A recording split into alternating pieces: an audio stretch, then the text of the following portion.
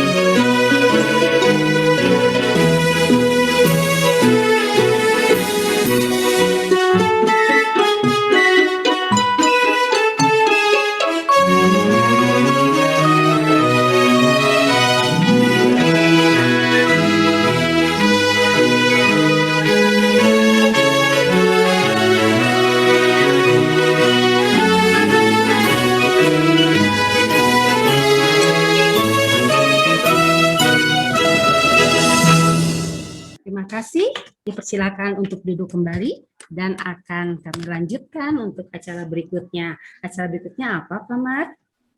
Baik, Bapak Ibu, acara berikutnya adalah doa pembuka yang akan dipimpin oleh Ibu Brigita Yeti. Ibu Yeti dipersilahkan. Bapak Ibu yang terkasih, marilah kita berdoa untuk mengawali kegiatan hari ini. Mohon izin saya memimpin secara Katolik. Dalam nama Bapa dan Putra dan Roh Kudus. Amin.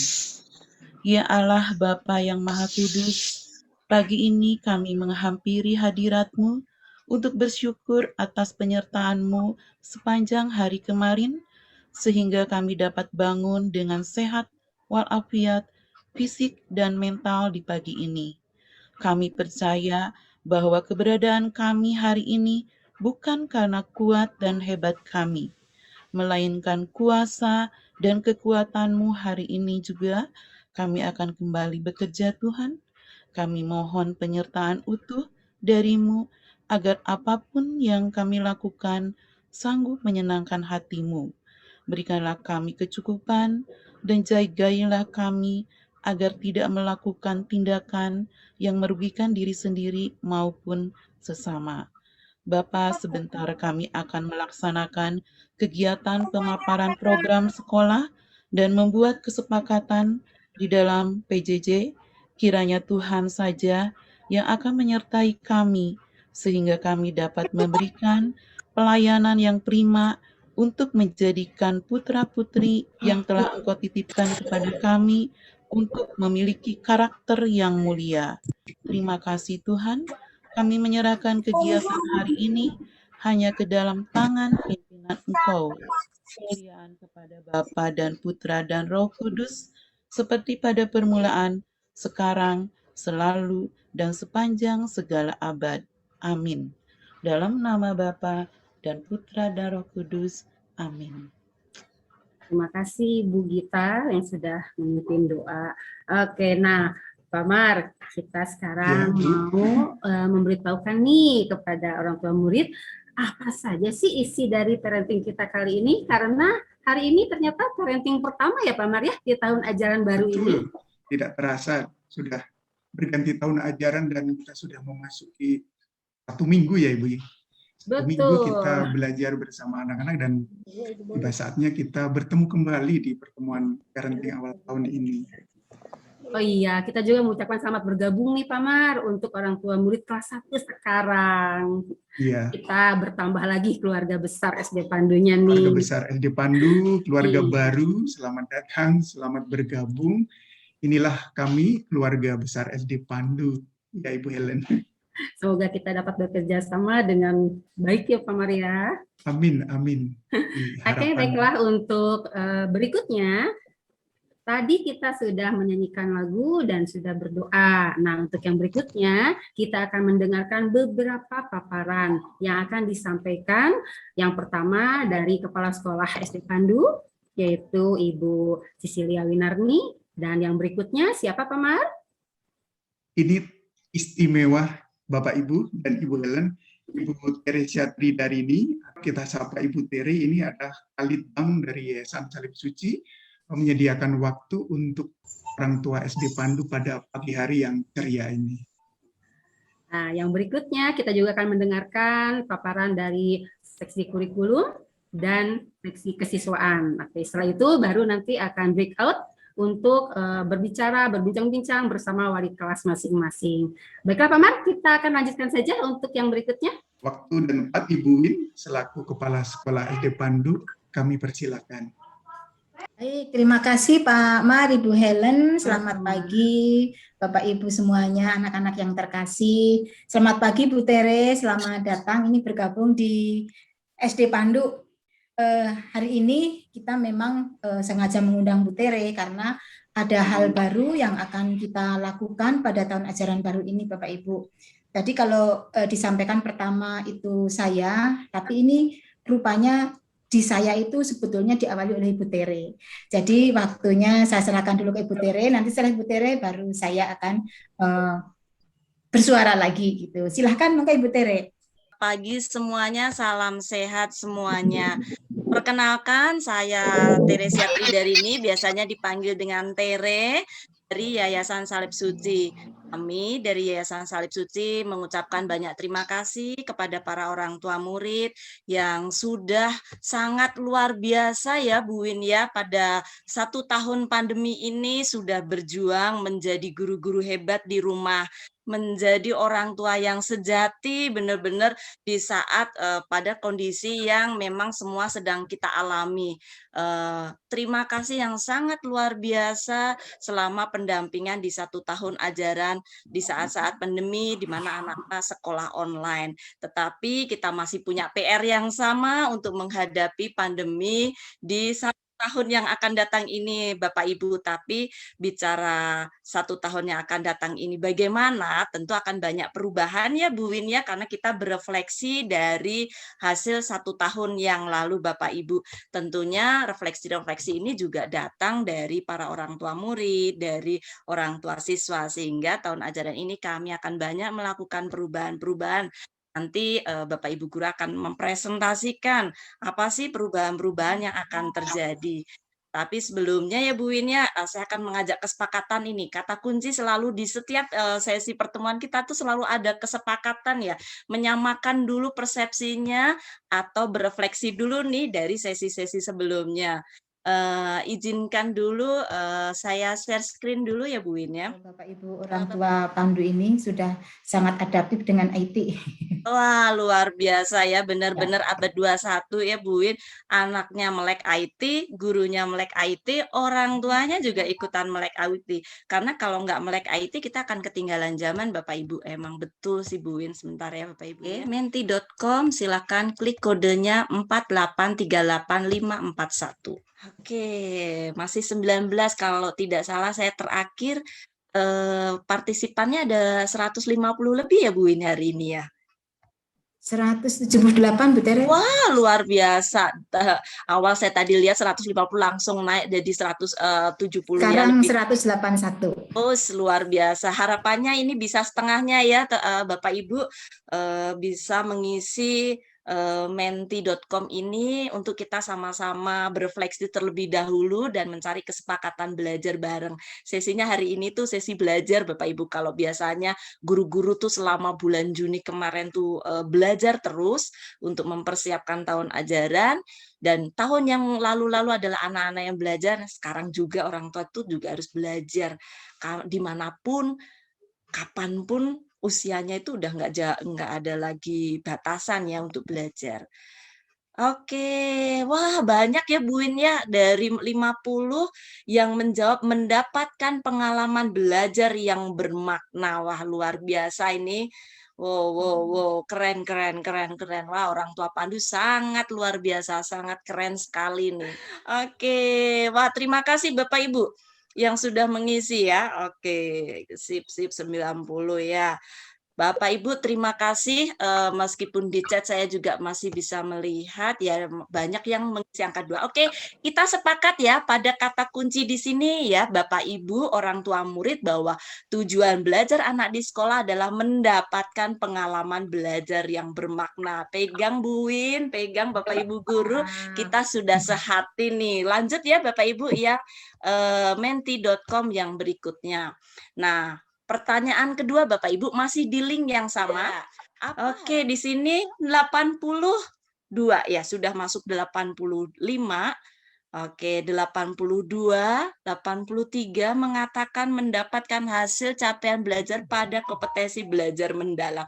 Pasti penasarannya kompetensi belajar mendalam itu yang seperti apa sih? Kok jawabannya yang semua pada milih yang ini ya Bu Win ya, yang nomor 3 ya? Penasaran atau memang sudah kerasa nih kompetensi ini yang didapat oleh anak-anak? Terima kasih Bapak Ibu, kita sepakat ya bahwa kita ingin mendapatkan hasil capaian belajar pada kompetensi belajar yang mendalam. Nah, nanti bagaimana nih kompetensi belajar yang mendalam ini bisa dicapai benar-benar oleh anak-anak, akan kita bahas mengapa sih pentingnya kompetensi dan bagaimana itu terjadi pada proses pembelajaran. Terima kasih. Berikutnya, pertanyaan ketiga. Pengalaman belajar apa yang Bapak Ibu amati pada putra-putrinya selesai belajar atau setelah naik kelas atau setelah lulus nih? Biasanya yang mana nih Bapak Ibu? Kalau selesai belajar atau selesai naik kelas nih apa nih yang kerasa dari arti pengalaman belajar nih? Tadi kita sepakat ya, anak-anak pengen punya pengalaman belajar. Maka nanti capaiannya adalah capaian kompetensi yang mendalam. 2 kata kunci sudah saya dapatkan, sepakat. Nah, sekarang mau berefleksi nih, apa sih yang Bapak Ibu amati nih ketika selesai belajar setelah naik kelas atau setelah lulus dari suatu jenjang? Belajar jika ada ulangan, betul Bapak Ibu. Saya pun mengalami demikian ya Bapak Ibu ya. Saya punya putri 2, 1 di SD, 1 mahasiswa. Sama ya, kadang-kadang kerasa banget belajar itu jika ada luang, atau mungkin diri saya sendiri dulu seperti itu. Belajar karena takut oleh orang tua. Wow, wah ini orang tua yang berperan lebih banyak ternyata ya. Belajar supaya hafal rumus atau teori lebih banyak ya. Jadi ada dua nih, belajar supaya hafal rumus teori, juga belajar jika ada ulangan. Berarti kalau ini yang lebih banyak, berarti Bapak Ibu lebih menekankan pada pengetahuan. Ya, Bapak Ibu, benar atau tidakkah belajar itu jika ada ulangan? Benar atau tidakkah belajar supaya hafal rumus atau teori? Atau belajar karena ini adalah suatu salah kaprah Bapak Ibu? Salah kaprah Bapak Ibu, tapi salah kaprah ini akan kita perbaiki ya Bapak Ibu ya, bersama-sama di tahun ajaran berikutnya. Oke, berikutnya Bapak Ibu. Menurut Bapak Ibu, pengalaman belajar apa yang biasa kita harapkan nih?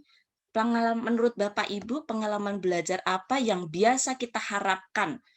Belajar itu harus duduk manis, Nak. Belajar itu baca tuh buku pelajarannya, buku teksnya tuh baca. Belajar itu harus di sekolah. Aduh, ini sekolah online nih, gimana nih? Nggak belajar dong kalau di rumah berarti. Belajar itu diukur dengan ujian. Pasti Bapak Ibu akan nanya, mana Bu kalender akademiknya? Mana nih jadwal-jadwal ulangannya? Mana nih jadwal-jadwal ujiannya nih? Karena anak saya mau saya lesin gitu. Mau saya fokuskan untuk ujian saja gitu. Untuk ulangan saja gitu. Wow, luar biasa nih. Ada dua ya yang kuat ya. Belajar harus membaca buku pelajaran dan belajar itu diukur dengan ujian. Ayo Bapak Ibu, silahkan ya yang ditulis di chat. Oh, di sini rata-rata 2 ya Bapak Ibu ya yang menjawabnya. Oke, Bapak Ibu, oke terus. Ya, iya belajar harus membaca buku pelajaran paling dominan ya Bapak Ibu ya. Oke.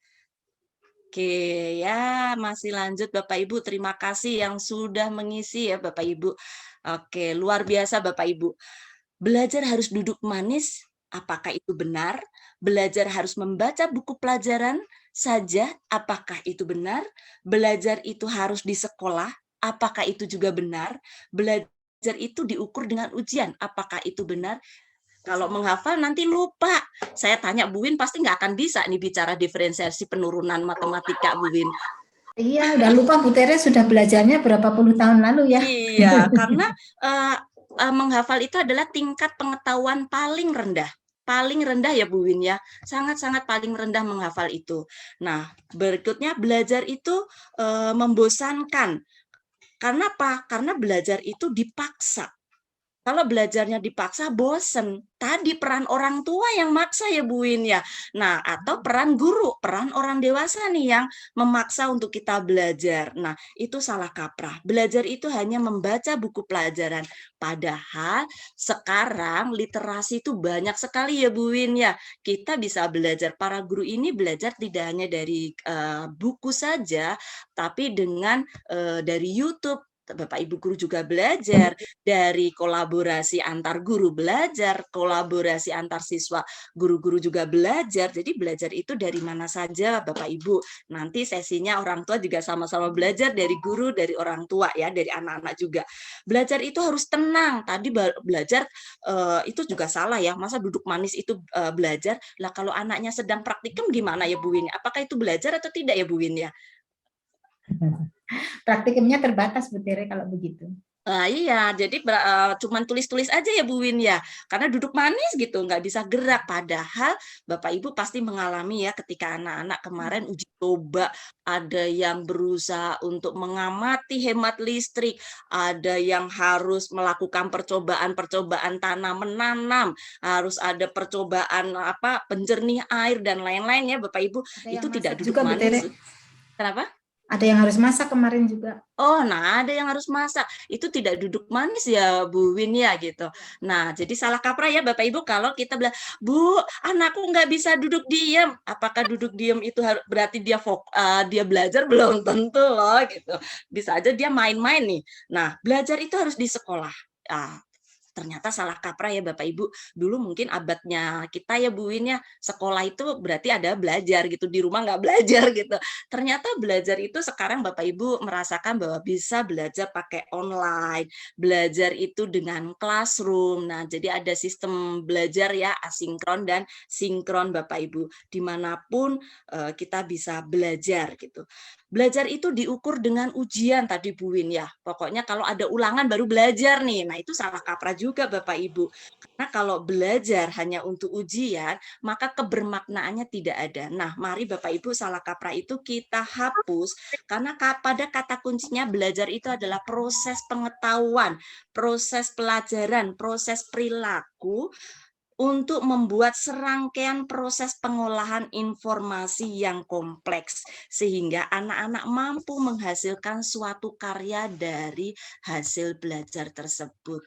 Wah, luar biasa ya Bu Win ya, tadi ternyata kita juga banyak yang salah kaprah dalam mengartikan kata tujuan belajar ya Bu Win ya. Hari ini kita berefleksi ya Bapak Ibu, Tapi maka ada yang ngechat nih Bu Tere, pilihannya apa Bu Win? ngejebak. Bu Tere nakal nih, pilihannya ngejebak semua, nggak ada pilihan yang benernya gitu. Karena kan ngajakin refleksi ya Bu Win ya. Kalau nggak diajakin refleksi, kita nggak akan sadar bahwa itu tuh adalah salah kaprah Bapak Ibu gitu. Dulu kita pun sama bahwa kita dikejar-kejar ujian, kita dikejar-kejar nilai karena ternyata selama ini salah kaprah Bapak Ibu ya. Pandemi ini kita sama-sama berefleksi sebenarnya bukan kata kunci di pandemi karena abad 21 ya Bu Win ya. Pandemi itu sebenarnya malah kita harus adaptif. Kita banyak melakukan refleksi, kita banyak melakukan perubahan. Oke, terima kasih. Lebih ke mandiri dan tanggung jawab, paham dulu apa materinya, tetap ada. Yes, benar Bu Siska ya. Oke, Bu Win nanti sambil dibacakan di chat ya Bu Win ya. Oke, saya akan share screen ya Bapak Ibu. Pentingnya kompetensi di sekolah abad 21 Bapak Ibu. Kita ini sudah meninggalkan abad 19 ya Bapak Ibu, kita sama-sama menjadi sekolah abad 21, anak-anak yang akan menjawab, yang akan hidup di abad 21 Bapak Ibu, banyak yang akan berubah. Oke, nah pengalaman belajar apa sih yang harus didapat oleh si anak? Yang pertama Bapak Ibu, rasa ingin tahu ini yang harus kita tumbuhkan dari anak. Kemauan kuat untuk mengetahui dan mempelajari sesuatu yang menarik minat anak. Bagaimana memerdekakan belajar bagi anak-anak supaya merdeka itu bukan bebas ya Bapak Ibu. Bebas artinya nggak ada tujuannya, tapi kemerdekaan yang mengarahkan sendiri proses belajarnya. Maka nanti di proses asesmennya teman guru-guru ini akan mengajaki anak bagaimana menjadi siswa yang merdeka belajar, siswa yang komitmen pada tujuan belajarnya, siswa yang mandiri mencari caranya, dan siswa yang mampu bereflektif. Kalau sudah bereflektif, Bapak Ibu, biasanya akan ada umpan balik dari reflektif itu, Bapak Ibu. Nah, yang berikutnya adalah merasa seru. Kalau dia mendapatkan pengalaman yang seru, itu akan menjadi pengalaman belajar. Nah, perasaan seru itu bisa ditumbuhkan dari mana? Dari bagaimana dia melakukan tantangan-tantangan dari asesmen-asesmen yang dilakukan di proses pembelajaran.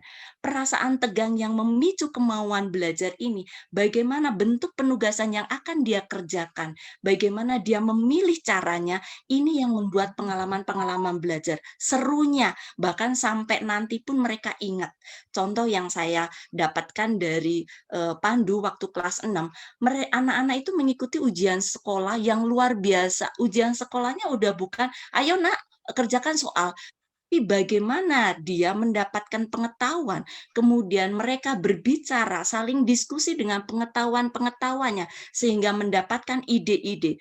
Seru loh. Kenapa serunya? Dia harus mencari sumber-sumber belajarnya, dia harus mengumpulkan keberaniannya untuk menyampaikan pendapatnya, dia harus trial and error untuk belajar di depan cermin, atau mendesain bagaimana nih tekniknya supaya apa yang aku pikirkan bisa tersampaikan. Ini pengalaman yang seru. Ketika dia mendapatkan pengalaman yang seru, anak-anak mendapatkan pengalaman belajar. Nah, Kata kunci yang terakhir adalah di pengalaman ini menjadi bermakna. Kenapa? Anak tersebut akan merasa penting. Oh, ini tuh penting buat aku. Belajar itu penting buat aku dan ini juga penting buat orang lain. Sehingga aku bisa berguna untuk orang lain dan untuk diriku sendiri. Ini kata kunci dari pengalaman belajar Bapak Ibu. Untuk mendapatkan pengalaman belajar Bapak Ibu, inilah yang disebut dengan kompetensi. Harus memiliki kompetensi. Bagaimana sih orang yang memiliki kompetensi? Orang yang memiliki kompetensi itu pasti harus memiliki pengetahuan, memiliki pemahaman, memiliki keterampilan, memiliki perilaku. Akhirnya anak mampu melakukan sebuah aksi, sebuah karya, sebuah produk, sebuah portofolio.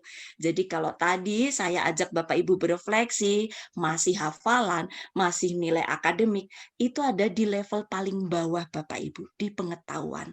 Kalau kita berefleksi ya, kita melihat nih, kaget ya Bapak Ibu, sekarang tuh banyak muncul startup, banyak muncul kalau Bapak Ibu lihat di media sosial, banyak sekali anak-anak yang baru berumur, belum juga 30 ya, tapi sudah menciptakan sesuatu ide-ide yang luar biasa.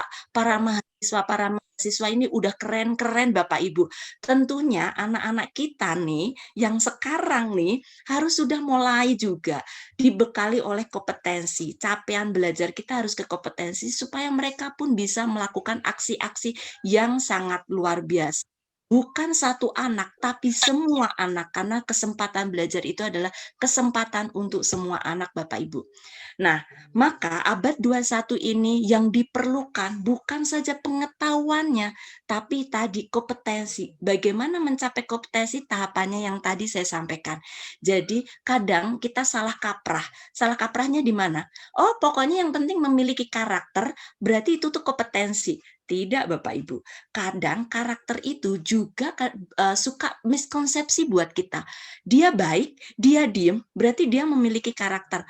Halo, tanda tanya ya Bapak Ibu. Saya sebagai guru suka tanda tanya, anakku diem kenapa ya? Adakah yang ibu yang salah atau adakah yang tidak kamu mengerti? Tanda tanya Bapak Ibu kalau kita memiliki putra-putri diem. Atau dia tidak berbuat sesuatu pasif.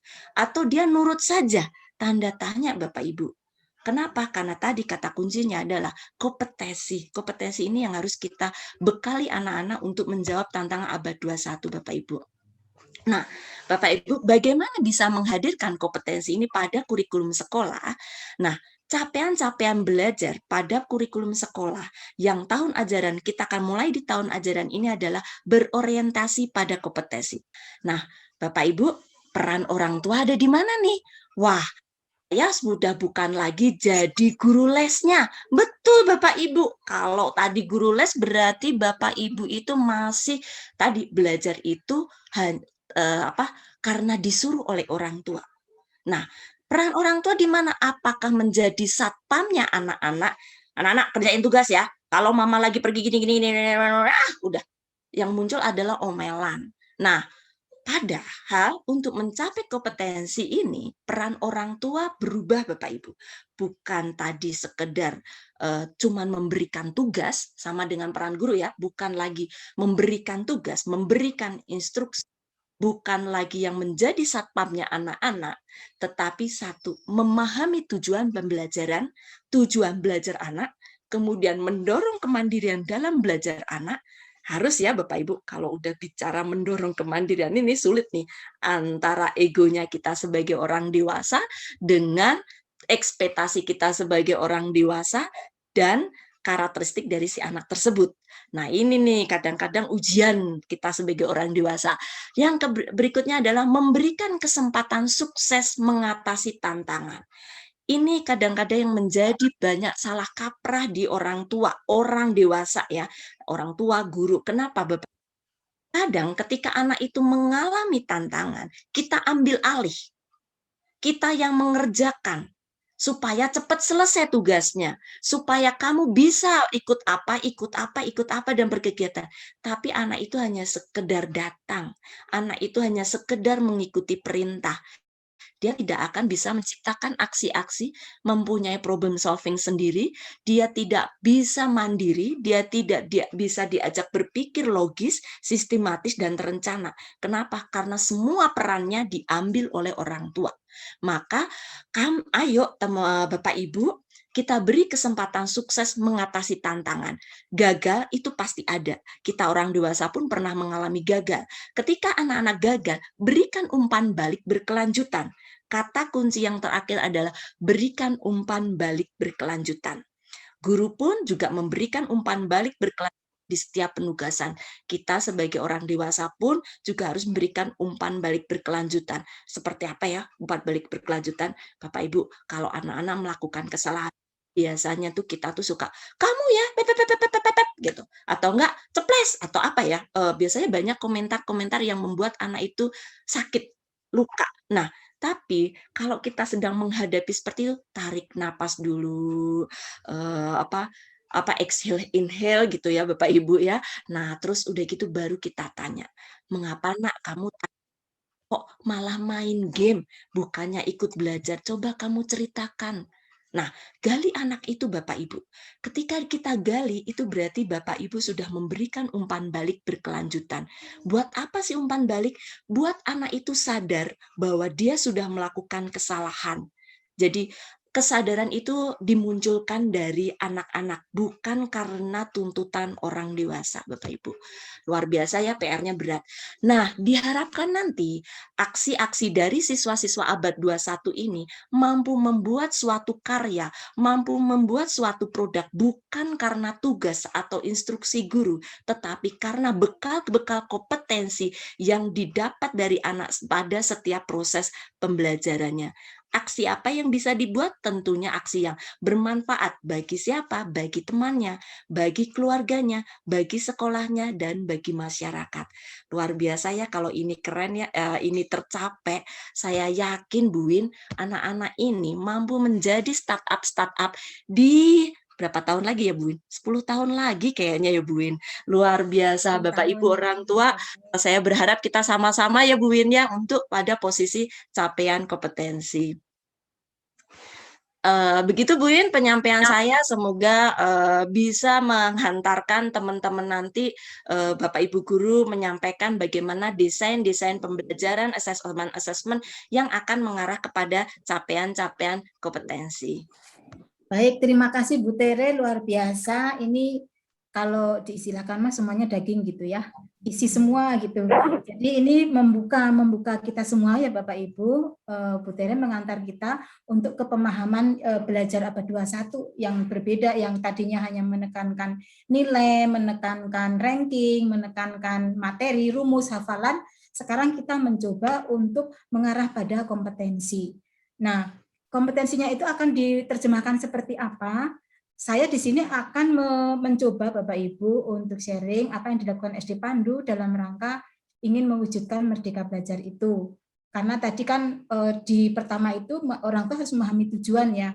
Supaya paham tujuan mungkin harus tahu dulu alurnya sekolah itu seperti apa. Saya sharing aja, kalau tadi Bu Tere itu lebih ke jiwanya, rohnya. Nah ini mungkin ada alatnya mungkin ya Bu Tere ya. Saya izin share Bapak Ibu. Ini langsung ke sini. Dari yang disampaikan Bu Tere tadi, sekolah itu berusaha menerjemahkan itu menjadi kurikulum sekolah yang diberi nama kurikulum KTSP SD Pandu tahun 2021 tahun 2022. Nah, ini kami mulai berpikirnya berangkat dari visi misi Yayasan Salib Suci. Visi Yayasan Salib Suci itu adalah insan pembelajar yang berbudi pekerti dan cerdas. Nah, visi misi itu nanti di bawah ada ya Bapak Ibu, itu didukung oleh 4 pilar, 4C, yaitu ada compassion, ada karakter, ada consciousness, dan competence. Dari 4C ini, kemudian yayasan itu menurunkan lagi menjadi 12 dimensi. Di antaranya ada citizenship, lalu ada kemandirian juga, ada religiosity, dan sebagainya. Nanti juga akan dibahas lebih dalam dengan wali kelas kalau itu. Kemudian ada indikator pencapaian yang ditargetkan oleh yayasan supaya bisa diterjemahkan di sekolah-sekolah. Nah, dari itu kami mencoba duduk bersama dari TK, SD, SMP untuk menentukan LO sekolah. dari TK sudah menentukan, lalu naik ke SD, kemudian SMP. Nah, kami sudah mencoba Bapak Ibu, guru-guru untuk kelas 1 sampai 6 sudah mencoba kita membahas untuk LO sekolah, lalu ini diturunkan lagi menjadi LO kelas. Gambarannya seperti apa? Sebentar, ini bawah dulu. Nah, visinya ini Bapak Ibu, visi Yayasan Insan Pembelajar yang Berbudi Pekerti dan Cerdas. Misinya membentuk pribadi yang utuh, yang memperjuangkan dan mengembangkan martabat manusia, mengembangkan pendidikan yang visioner berdasarkan nilai-nilai Kristiani dan nilai-nilai kemanusiaan universal. Nah, untuk ini memang Bapak Ibu tadi sudah dibahas oleh Bu Tere ya, kita harus orang tua itu mendorong kemandirian anak, lalu tadi memberikan kesempatan anak mengatasi tantangan, lalu memberikan umpan balik. Mereka juga punya kesempatan merayakan kemampuannya mengatasi itu. Tapi untuk semua itu kita memang perlu memahami tujuan. Tadi sudah dikupas oleh Bu Tere secara jelas. Nah, tujuannya apa? Tujuan sekolah. Nah, ini yang tadi ya, tadi alur berpikirnya sudah jelas. Nah, ini yang kita jadikan wujudnya seperti ini.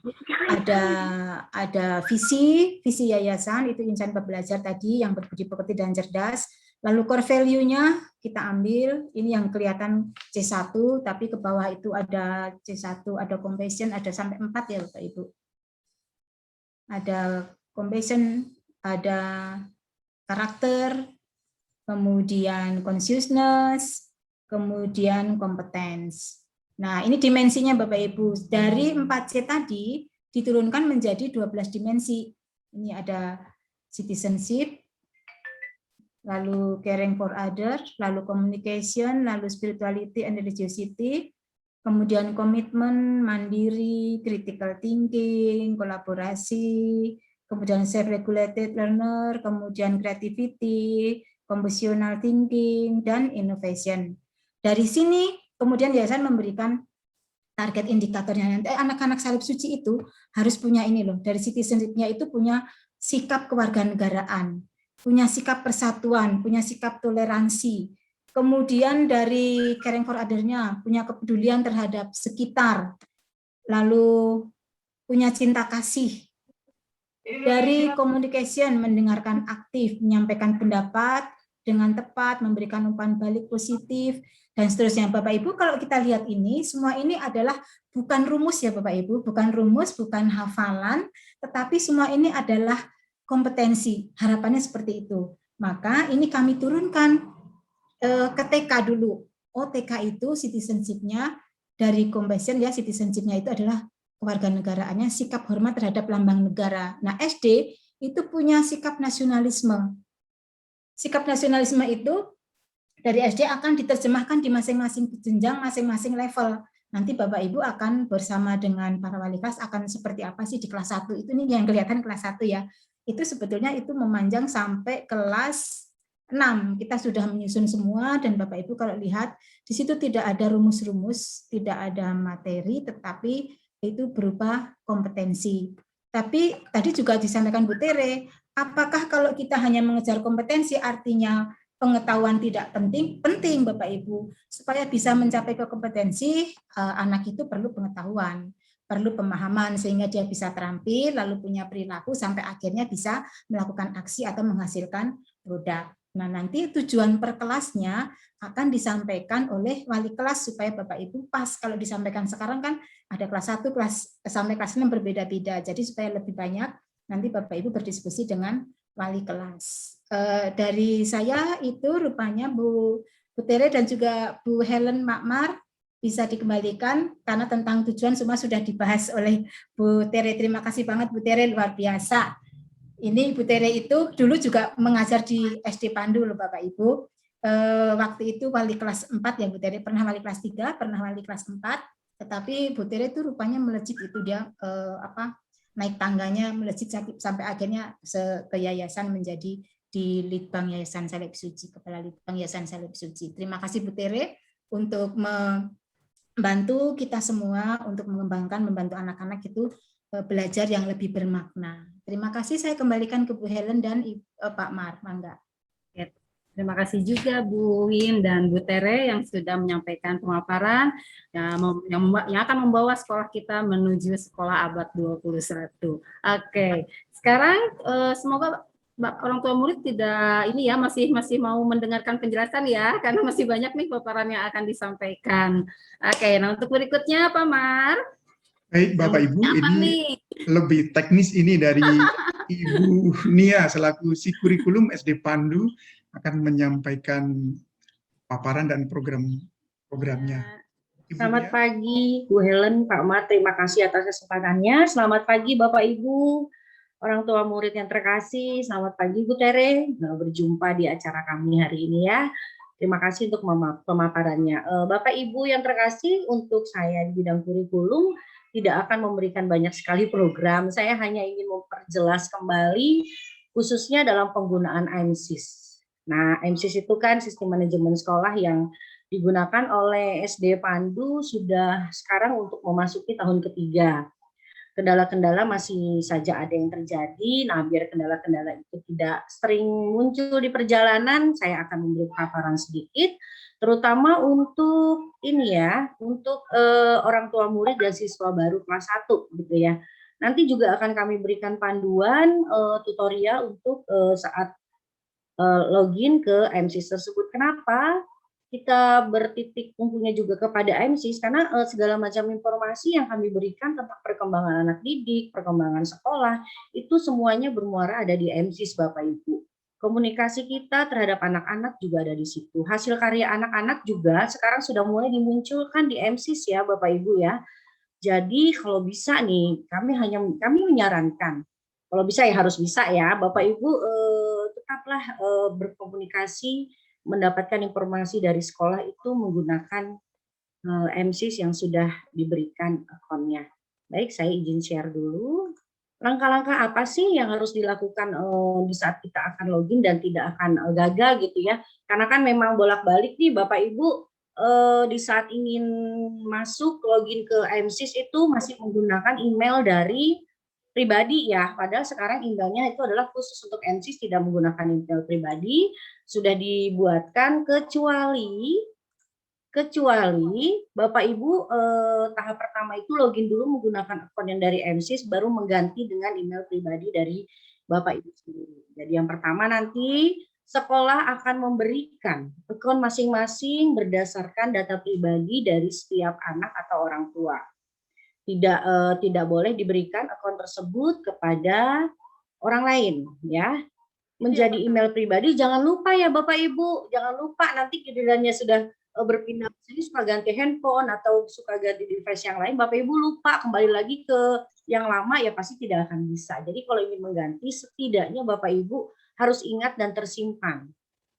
Kalau ada kesulitan atau kendala, Bapak Ibu bisa menghubungi tim MSIS atau bisalah kami bantu sebagai admin juga di sini. Itu yang pertama. Untuk orang tua murid kelas 1, itu nanti akan diberikan akun dari kami, dari sekolah. Kemungkinan besar mungkin minggu depan ya, karena sekarang itu MSIS itu masih update, karena kan setiap tahun itu pasti ada perubahan-perubahan dari menu-menu MSIS dan terutama untuk jumlah siswa yang harus terupdate setiap tahunnya. Yang kedua, langkah kedua adalah Bapak Ibu bisa mendownload aplikasi yang ada di handphone atau gadget Bapak Ibu di Play Store-nya, di sana ada MSIS. Kenapa menggunakan yang di handphone menggunakan langsung ada aplikasinya? Kenapa? Agar setiap ada informasi yang berhubungan dari sekolah itu langsung terupdate oleh Bapak Ibu gitu. Jadi tidak usah capek-capek lagi misalnya saya nggak mau nih misalnya menyimpan aplikasi tersebut di handphone. Bisa saja sih sebenarnya Bapak Ibu bisa di Google langsung buka webnya MSIS itu langsung terbuka juga kalau Bapak Ibu menggunakan akun anak-anak. Tetapi segala informasi kan seperti kalau kita mendapat notif dari WA gitu ya, itu akan terupdate terus. Kalau itu keuntungannya kalau ada di Play Store dan kita sudah mengunduhnya seperti itu. Kenapa di sini dikatakan komunikasi sekolah dengan orang tua? Karena di dalam MSIS itu menu-menunya banyak sekali Bapak Ibu, tentang informasi sekolah, tentang nilai-nilai anak, kemudian tugas, bahan ajar, galeri-galeri hasil karya anak nih ya. tahun ini kan kita juga banyak ingin menampilkan hasil karya anak-anak yang sudah mereka lakukan gitu, itu nanti akan terfasilitasi dari MSIS Bapak Ibu. Kami berharap kali ini Bapak Ibu mendapatkan informasi secara mandiri, secara pribadi dari satu sumber dari sekolah. Saya kesulitan Bu, boleh datang ke sekolah, kesulitan Bapak Ibu itu ada di mana? Kami akan bantu gitu ya. Tetapi kalau misalnya masalah gadget atau apapun, oke, gadgetnya tidak mendukung nih dengan aplikasi ini, Bapak Ibu bisa langsung buka di webnya MSIS langsung. Ada apa saja sih informasi yang harus saya peroleh untuk anak-anak saya, gitu ya Bapak Ibu. Kemudian, nah ini adalah tampilan kalau ada di Play Store-nya. Bapak Ibu bisa download, nanti bentuknya seperti ini, berwarna biru. Kemudian, jika sudah terdownload, Bapak Ibu harus memasukkan akun atau email yang diberikan. Kita garis bawahi ya, pertama kali mengaktifkannya harus yang diberikan dari sekolah. Terutama untuk murid baru, nanti akan kami berikan akunnya. Passwordnya juga itu adalah dari sekolah yang memberikan linknya. Apabila ini sifatnya rahasia, boleh Bapak Ibu ganti, silahkan. Tetapi ingat, saya pesan sekali lagi, jangan sampai lupa apabila sudah mengganti akunnya. Kalau Bapak Ibu kembali menggunakan akun yang pertama, sudah mengganti pakai email pribadi, kami tidak akan bisa melihat lagi, membantu lagi, kecuali Bapak Ibu nanti langsung menghubungi tim MSIS yang akan membantu Bapak Ibu untuk mengaktifkan kembali akun dari MSIS ini. Bapak Ibu bisa langsung chat sebenarnya di bagian bawah pojok kanan itu ada chat langsung dengan tim MSIS.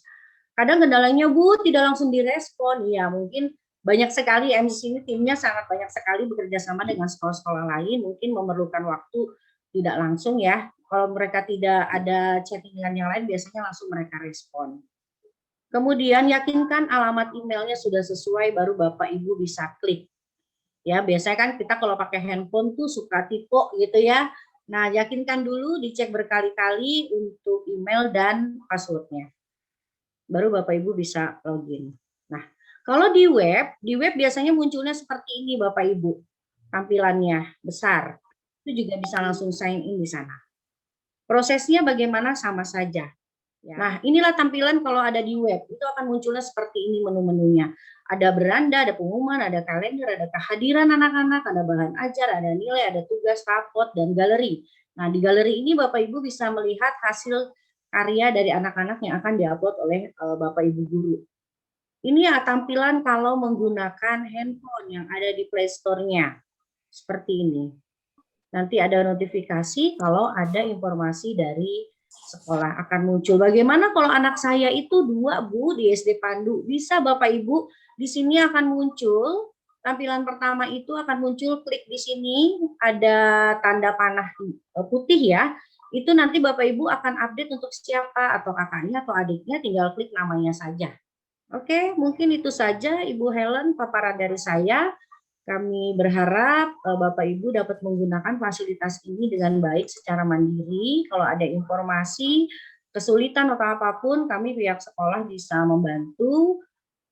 Selagi kami bisa membantunya ya Bapak Ibu, kalau misalnya ingin segera menghubungi pihak MSIS juga cukup komunikatif. Bapak Ibu bisa langsung chatting ke pojok kanan bawah, itu selalu ada kode chat untuk komunikasi dengan pihak MSIS.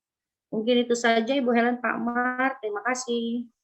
Oke, terima kasih Bu Ni atas paparannya tentang MSIS. Terutama untuk orang tua murid kelas 1 yang sekarang mungkin ya, yang akan segera menggunakan MSIS ya. Oke, jadi kalau Bapak Ibu mempunyai kesulitan, tadi Bu Nia sudah memberitahu ya, jangan takut untuk berkomunikasi. Oke, nah yang berikutnya setelah dari Bu Nia nih, seksi kurikulum, kita pun akan mendengarkan dari seksi kesiswaan, yaitu Ibu Yulita. Silahkan Bu Yulita. Baik, Ibu Helen dan Pak Mariono, selamat pagi. Selamat pagi Ibu Tere, selamat pagi Ibu Win, selamat pagi Bapak Ibu Guru dan para orang tua yang pada hari ini hadir di parenting ini. Tidak banyak yang akan kami sampaikan. Jadi Bapak Ibu, secara garis besarnya saja yang saya tandai kuning ini, untuk kolaborasi dengan tadi yang disampaikan oleh Ibu Win tentang LO kelas dan LO sekolah, itu nanti akan menyatu ya dengan program sekolah. Jadi di bulan Juli dan bulan Agustus itu tema besar proyek dari kelas 1 sampai kelas 6 itu adalah Pramuka dan Hari Ulang Tahun Kemerdekaan atau tadi istilahnya nasionalisme ya Bapak Ibu ya. Lalu di bulan September proyek yang kedua itu adalah BKSN, tema utamanya. Kebetulan September itu memang peringatan bulan Kitab Suci selama 1 bulan. Nah, dari proyek yang pertama dan kedua tadi, yang nasionalisme dengan BKSN itu Bapak Ibu, nanti akan ditampilkan pada yang disebut dengan Pandu Expo. Di situ semua hasil karya anak itu akan dipamerkan. Nah, kebetulan tadi Bu Nia sudah menyampaikan bahwa itu akan mungkin ada di galeri atau di Facebook dan Instagramnya Pandu, kemudian di web juga. Nah, mohon Bapak Ibu bisa bekerja sama atau ikut menyatu, mendukung atau like di IG dan Facebooknya sekolah kita gitu ya, supaya mendapatkan informasi yang update tentang sekolah kita gitu, sekolah Pandu. Ibu minta turun lagi Ibu. Nah, di bulan Oktober itu tema yang besarnya nanti proyek yang ketiga itu adalah bulan Rosario. Nah, di situ nanti juga akan disampaikan oleh Bapak Ibu wali kelas di kelas masing-masing seperti apa sih ketika ini dilaksanakan di dalam pembelajaran. Gitu ya, tentunya akan disesuaikan dengan LO sekolah dan LO kelas yang tadi sudah disampaikan oleh Ibu Win. Selanjutnya, proyek yang keempat di semester 1 adalah Hari Pangan Sedunia. Nah, di sini juga ada kegiatan, ada proyek juga yang nanti juga akan disampaikan di dalam pembelajaran sehari-hari ya Bapak Ibu.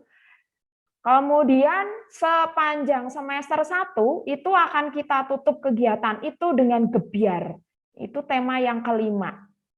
Nah itu.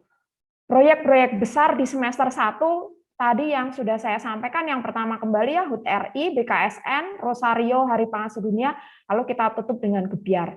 Itu kegiatan kita yang utama sekali di semester 1. Lalu di semester 2, Bapak Ibu, ini mohon turun Bu Nia. Nah, di bulan Januari, nanti Bapak Ibu terutama mulai dari kelas 3, 4, 5, dan 6 itu akan ada rekoleksi kelas. Nah, ini biasanya dilaksanakan bisa per hari ya, mungkin kelas 3 itu di tanggal 17, di kelas 4 tanggal 18, dan oh ya Bapak Ibu, rekoleksi ini juga sudah ada juga di semester 1 ya. Tetapi untuk semester 1 baru kelas 4, 5, dan 6. Nah, kelas 2-nya, semester 2 itu baru kita mulai kelas 3-nya. Lanjut, bulan Februari itu biasanya seperti biasa kita akan merayakan Imlek. Sudah menjadi tradisi kita ya Bapak Ibu. Kemudian nanti ada Pandu Expo. Jadi Pandu Expo itu ada 4 kali ya Bapak Ibu. Semester 1 ada 2 kali, yaitu biasanya dulu PTS itu Bapak Ibu. Nah, di situ perayaan besar ya Bapak Ibu. Hari Kartini, Hari Paskah, dan Hari Bumi. Bapak Ibu masih ingat ya betapa semangatnya anak-anak tahun kemarin pada waktu melaksanakan pembuatan ekoenzim. Itu luar biasa sekali yang sudah kita panen kemarin di tanggal 22 Juli. Nah, bisa jadi kita nanti akan melakukan kegiatan lagi. Kemudian di bulan Mei ada 3 event besar, yaitu Hari Pendidikan Nasional, kemudian Bulan Maria, dan Hari Kebangkitan Nasional. Itu di bulan Mei, Bapak Ibu. Lanjut, Ibu. Ini turun sedikit. Nah, kegiatan sepanjang semester 2 akan kita tutup dengan kegiatan Pandu Expo 2. Begitu. Nah, untuk lebih detailnya nanti akan disampaikan oleh Bapak Ibu wali kelas juga di dalam pembelajaran di kelas. Begitu saja Ibu Helen dan Pak Mariono. Terima kasih atas waktunya. Terima kasih Bu Yu atas paparannya tentang program sekolah. Semoga orang tua sudah bisa melihat ya program-program yang ada di Sekolah Pandu sampai tahun depan. Oke, terima kasih atas kebersamaannya. Nanti kita ketemu lagi di kelas masing-masing ya. Untuk program ini akan disampaikan oleh wali kelas. Bu Helen, satu lagi, mungkin Iya. orang tua tadi sudah diberikan untuk e-book ya, e-book buku kegiatan tadi bisa dibuka oleh orang tua, bisa dibaca-baca mungkin Bu Helen. Nah, ini buku panduan dari Sekolah Pandu. Nah, bentuknya seperti ini. Nanti bisa dilihat ya, karena sudah di-share di masing-masing grup kelas. Ya. Jadi, terima kasih Bapak Ibu. Acara ini, kegiatan parenting ini dipandu oleh saya, Ibu Helena, dan saya ditemani oleh Pak Mariono. Iya, sampai ketemu lagi di kelas masing-masing. Oke, sampai jumpa. Terima kasih. Pukul 9.30 ya, Bapak Sampai Ibu. pukul 9.30. Dulu, siap. Parenting kelas 1, Sabtu 31 Juli 2021. Nah, ini yang akan kami sampaikan saat ini. Bukan kami, saya berarti ya. Yang akan saya sampaikan program kelasnya yang pertama itu IMSIS. Tadi sudah sedikit banyak dijelaskan oleh Bu Nia ya pada main room tadi. Saya hanya mengingatkan kembali saja, lalu ada PJJ, lalu ada kesepakatan, lalu juga ada koordinator kelas, pemilihan koordinator kelas. Walaupun kita masih pandemi, tapi tetap koordinator itu diperlukan. Oke, nah kita akan lanjut saja untuk yang IMSIS. Saya hanya mengingatkan lagi ya, yang sudah dijelaskan tadi dunia. Oke, jadi ibaratnya IMSIS itu sebagai pusat ya, sebagai pusat informasi ya. Jadi di sini semua informasi pembelajaran ataupun informasi sekolah termasuk penilaian dan raport itu semuanya ada di IMSIS. Makanya ini Bapak Ibu semua, IMSIS ini harus selalu diaktifkan. Ini setiap hari informasi seperti ada undangan atau ada tugas atau ada apapun itu nanti akan masuk ke IMSIS. Nanti cara mengakses dan menggunakan IMSIS sudah tadi ya Bapak Ibu ya, sudah dijelaskan di main room tadi. Nah, untuk yang berikutnya, di sini kami mengharapkan sekali orang tua untuk aktif dalam penggunaan IMSIS. PJJ ini Bapak Ibu sudah tahu singkatan dari apa? Oke, yang sudah tahu boleh dong dijawab, mikrofonnya dibuka, saya ingin mendengar suaranya. Pembelajaran jarak jauh, Bu. Terima kasih Bapak. Dengan siapa ya? Bapaknya Mika, Bu. Oke, nah ini saya akan mengulang kembali yang disampaikan oleh Ibu Win tadi ya, yang tentang kurikulum dari sekolah. Ini yang akan kita gunakan untuk program sekolah tahun ini. Jadi kita mau menjadi sekolah yang merdeka belajar, yang sudah membuat semacam kurikulum ya, kurikulum untuk merdeka belajar. Di sini guru-guru semua terlibat untuk membuat tujuan akhir dari pembelajaran. Nah, di sini yayasan sudah memberikan karakter ya, berbagai kompetensi yang dimunculkan. Nah, ada 4 karakter, 4 core values yang akan diberikan untuk anak-anak. Nah, di sini dari core values itu akan diturunkan menjadi kompetensi-kompetensi yang akan dimiliki oleh anak-anak. Nah, di sini saya mengambil satu saja dari perilaku atau dari core values. Yang pertama, Bapak Ibu bisa lihat di sini. Di sini saya mengambilnya satu saja ya. Contoh, ini contoh. Saya ambil yang C1, yang compassion. Nah, di sini ada dimensi kompetensi dari C1 ini yang diambil yaitu citizenship-nya. Nah, citizenship ini ada indikator dari yayasan. Nah, dari yayasan ini ada 2 indikator yang harus dicapai oleh masing-masing sekolah. Indikator ini diturunkan menjadi indikator sekolah. Kenapa kok ada TK ya? Nah, Bapak Ibu mungkin bertanya, kenapa di sini ada TK gitu. Nah, di sini maksudnya supaya berkesinambungan. Jadi karena sekolah Pandu itu kompleks, ada dari TK, SD, dan SMP, jadi indikator yayasan itu diterjemahkan dari masing-masing unit. supaya tidak terjadi bentrokan. Jadi harus ada kesinambungannya, ada pengembangannya. Jadi di sini contohnya satu saja, misalnya indikator dari yayasan itu yaitu memiliki sikap kewarganegaraan. Nah, TK-nya dia mempunyai tujuan ya, dari sikap kewarganegaraan ini anak-anak TK itu ingin dia mempunyai sikap hormat terhadap lambang negara.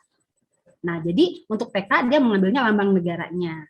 Nah, untuk SD-nya, setelah anak menghormati lambang negara, nah untuk SD-nya, anak memiliki sikap nasionalisme. Jadi ada peningkatan, ada pengembangan. Dari TK, dilanjutkan di SD, lalu dikembangkan lagi, ditingkatkan. Nanti SMP pun sama. SMP pun akan melanjutkan yang dari TK, SD, akan dilanjutkan lagi di SMP, dikembangkan lagi dengan yang lebih dalam.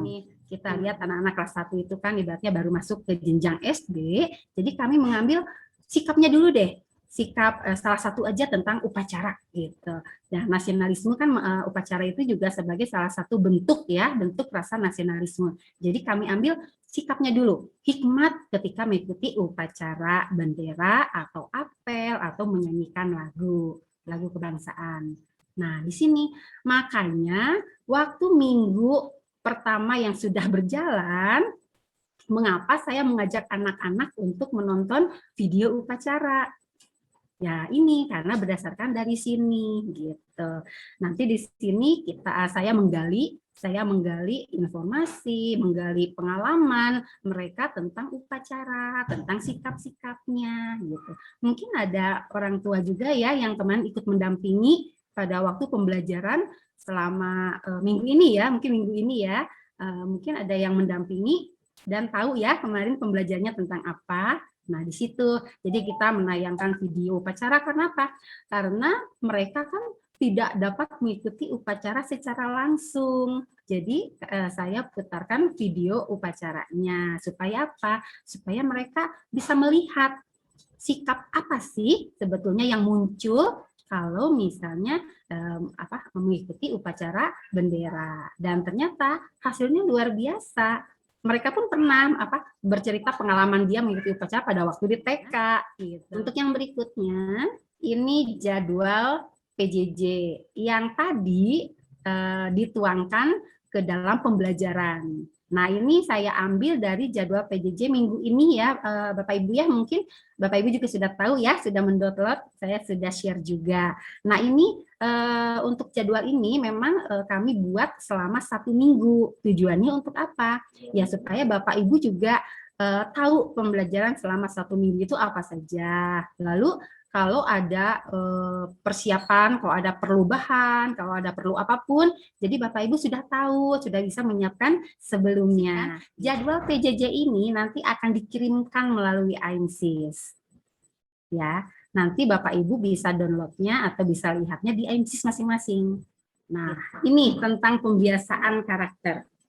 Nah, Bapak Ibu, untuk minggu depan ini pembiasaan karakter sudah mulai akan diaktifkan ya. Nah, di sini saya balik lagi ke jadwal PJJ.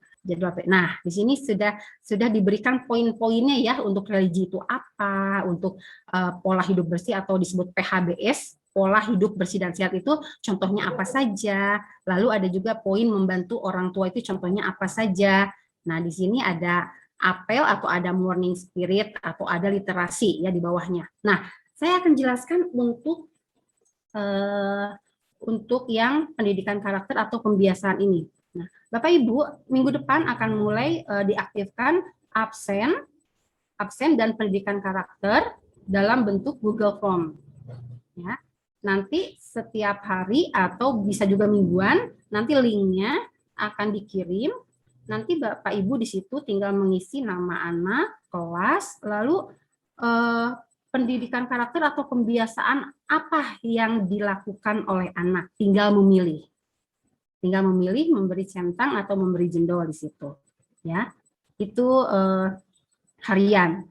Dan untuk dokumentasi untuk yang sekarang tahun ini. Ya, kalau untuk tahun lalu kan memang setiap hari ada dokumentasinya, gitu kan. Tapi untuk yang sekarang tahun ini, Bapak Ibu cukup mendokumentasikan misalnya hari ini, misalnya hari Senin, Bapak Ibu mau mendokumentasikan yang mana? Mau memfoto yang mana dulu nih? Boleh, silahkan dipilih. Misalnya, atau hari Senin saya mau memfoto yang religi dulu. Misalnya waktu anak berdoa difoto. Satu misalnya ya, simpan.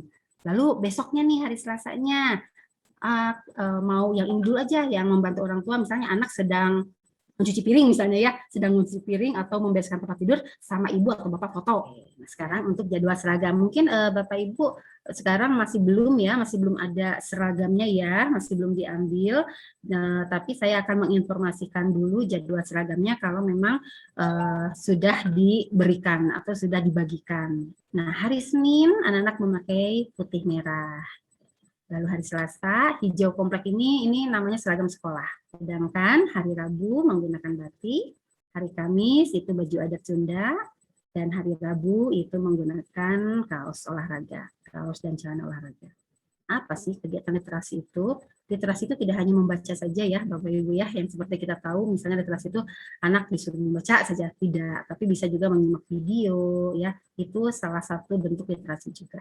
Nah, literasi ini bergantian dengan jadwal morning spirit. Jadi hari Senin anak-anak ada apel bersama, itu kelas 1 sampai 6 semua mengikuti. Untuk hari Selasa itu nanti ada morning spirit, Senin apel bersama. Nah, hari Selasa kan tidak ada. Nah, hari Selasanya diisi dengan literasi. Nanti literasinya akan diberitahu diisinya apa, misalnya menonton video atau membaca buku atau apapun di sini nanti diberitahukan di jadwal PJJ. Oke, biasanya untuk yang tahun lalu kita menggunakan tema, ya semester 1 itu ada 4 tema. Tapi untuk tahun ini karena kita menjadi sekolah merdeka belajar, ada perubahan tentang tema.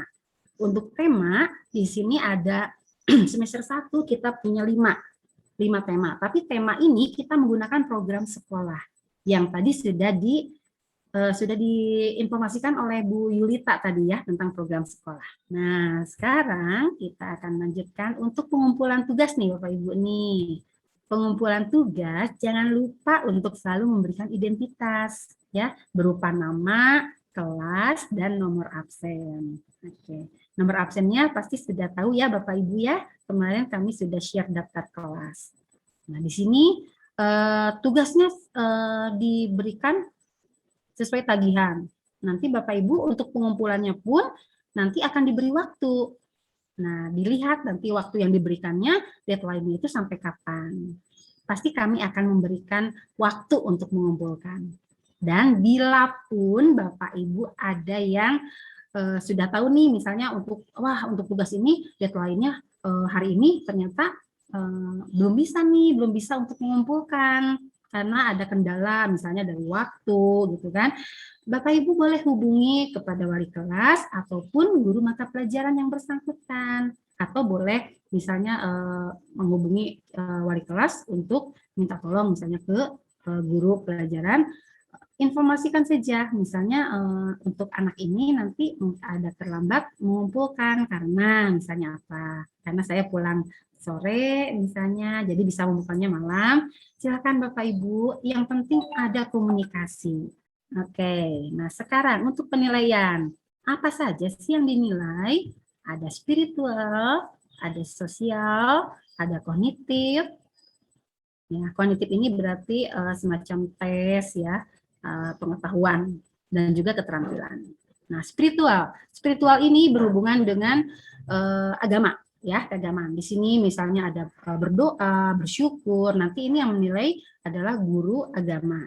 Sedangkan untuk kognitif ini pengetahuan, berarti misalnya ada tes-tes ya yang diberikan kepada anak. Nah, ini diberikan dalam bentuk angka. Jadi nanti kalau ada anak-anak yang setiap mata pelajaran itu akan ada KKM. Nah, mungkin untuk yang Bapak Ibu yang baru nih, yang baru masuk SD, mungkin masih tidak tahu nih KKM itu apa gitu ya. Nah, KKM itu kriteria ketuntasan minimal. Jadi nilai minimal yang harus diraih oleh anak. Nah, misalnya untuk pelajaran PPKN misalnya ya. Nah, KKM itu 75 misalnya. Nah, ternyata pada waktu tes ada yang mendapatkan nilainya misalnya di bawah KKM, misalnya 70 misalnya, atau 73. Nah, itu kan masih di bawah 75 ya. Nah, kami akan memberikan remedial ya supaya bisa mencapai nilai KKM. Jadi penilaian yang didapat untuk anak ini ada 4 poin ini. Jadi tidak hanya melulu nilai angka ya, nilai angka dalam pengetahuan, tidak. Nah, berikutnya Bapak Ibu sudah tahu ya kalau untuk di Pandu ini untuk pembayaran semuanya dilakukan melalui virtual account. Untuk uang sekolah pun sama. Nah, nanti Bapak Ibu akan mendapat virtual account. Nanti kami akan berikan virtual account-nya, nanti akan kami japri satu-satu untuk nomor virtual account-nya. Nah, sekarang, ini kesepakatan kelas. Kesepakatan kelas ini sudah saya buat, ya bukan saya, tapi saya mengajak anak-anak untuk membuat kesepakatan kelas. Mungkin ingat ya pada waktu itu saya mengajak anak-anak untuk membuat kesepakatan kelas ini. Dan luar biasa mereka bisa memberikan pendapatnya dengan bahasa yang bagus. Ya. Nah, di sini mereka sudah mulai terbiasa untuk kadang-kadang menggunakan emoji, raise hand, ataupun mengangkat tangan langsung. Nah, ini. Berikutnya, untuk penggunaan buku ya Bapak Ibu ya, karena kemarin juga ada yang bertanya. Nah, buku untuk kelas 1 ini diberi nomor untuk memudahkan. Ya. Untuk penomoran buku, nah di sini. Buku untuk nomor 1 nanti akan digunakan untuk agama. Nomor 2 untuk tematik. Tematik di sini nanti akan terdiri dari bahasa Indonesia dan PPK. Ini akan jadi satu, namanya tematik. Untuk yang berikutnya, nah di sini kami mengajak untuk pelibatan orang tua. Ya, di sini ternyata Mam sama Pap ini bisa terlibat loh di dalam pembelajaran, ya. Bisa sebagai sumber belajar buat anak-anak juga. Ya, di sini Bapak Ibu bisa misalnya mau menjadi guru tamu nih, misalnya kalau sudah normal nih di kelas, tapi kalau situasi seperti ini boleh melalui Zoom juga, ya. Lalu dalam proyek pekerjaan rumah ataupun dalam ekskul. Di sini Bapak Ibu bisa berperan di sini. Nah, yang kedua, jangan lupa juga untuk memperhatikan kebutuhan sosial dan emosionalnya. Disinilah Mama Papa sangat berperan ya untuk memperhatikan sosial dan emosionalnya. Nah, di sini juga memberi kesempatan untuk mengatasi tantangan. Nah, seperti ini, ngantuk ya, mau tidur. Nah, beri kesempatan untuk mengatasi tantangannya. Kalau memangnya ngantuk, sudah malam, ya berarti harus bagaimana? Gitu. Di sini ya, lalu memberikan umpan balik. Nah, umpan baliknya apa? Ya ini, untuk memberikan motivasi, kalau misalnya anak berbuat seperti itu, nanti apa yang akan didapatkan oleh anak. Oke, nah sekarang kita tiba untuk memilih koordinator kelas nih Bapak Ibu nih, ya, masing-masing kelas cukup satu saja. Tugasnya apa? Ya, nanti mungkin Bapak Ibu bingung, kalau menjadi koordinator kelas tugasnya apa? Tugasnya Bapak Ibu hanya menjadi menjadi penengah atau penyambung ya, penyambung komunikasi. Ada sesuatu misal hal yang wali kelas sampaikan kepada koordinator dulu nih sebelum ke orang tua yang lain, misalnya minta pendapat dulu atau minta masukan dulu sebelum disampaikan ke orang tua yang lain. Nah, ini tugas dari koordinator ya, menjadi fasilitator, menjadi komunikator gitu.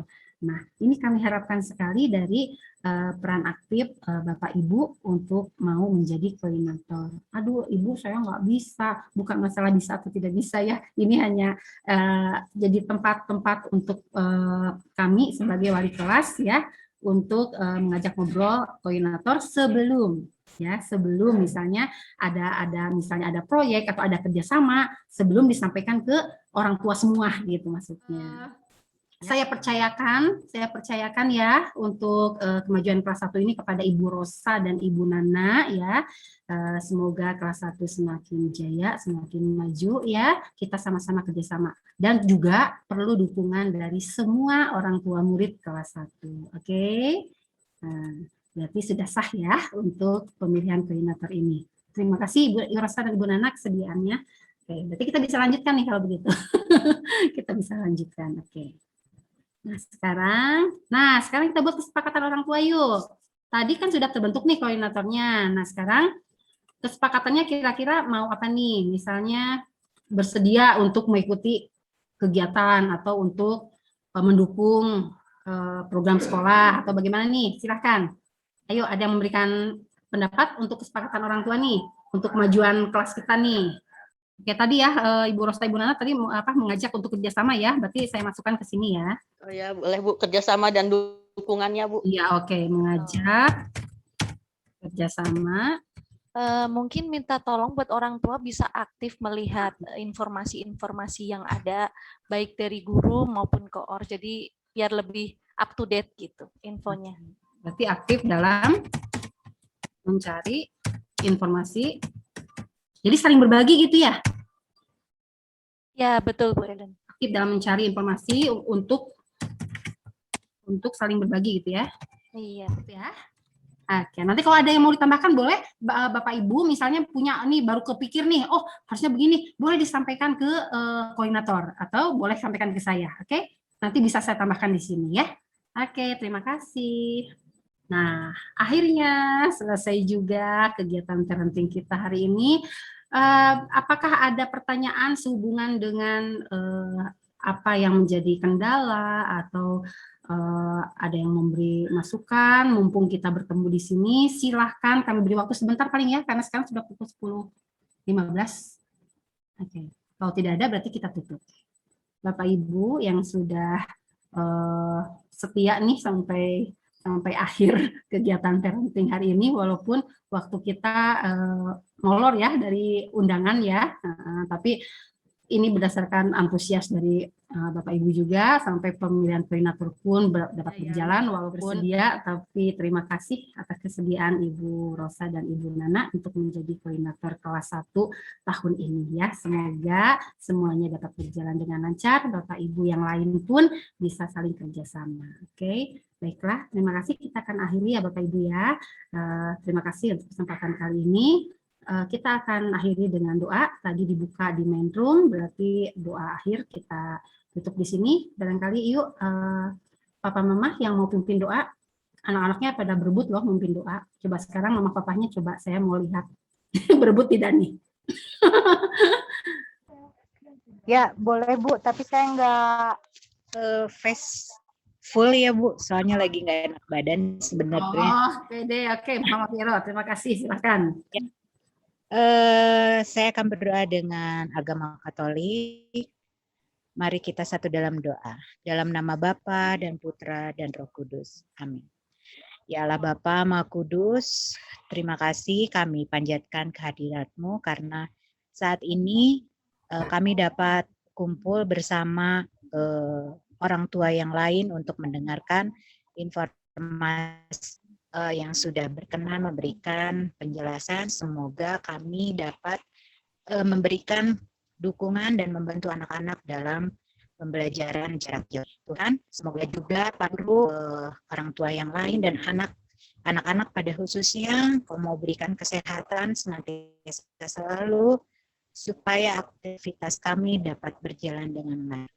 Hanya di dalam nama-Mu Yesus Kristus Tuhan dan Juru Selamat kami hidup, kami telah berdoa dan mengucap syukur. Dalam nama Bapa, Putra, dan Roh Kudus. Terima kasih Bu Ellen. Sama terima kasih juga Mama Viro yang sudah memimpin doa penutup. Oke, dengan demikian berakhir pula acara parenting kita hari ini. Terima kasih semua atas waktunya. Oke, sudah bisa berkenalan dulu, bisa melihat wajah-wajah juga sebelum ditutup nih. Terima kasih semuanya, salam sehat ya, tetap sehat, tetap jaga kesehatan, stay healthy and be happy. Oke, bye-bye.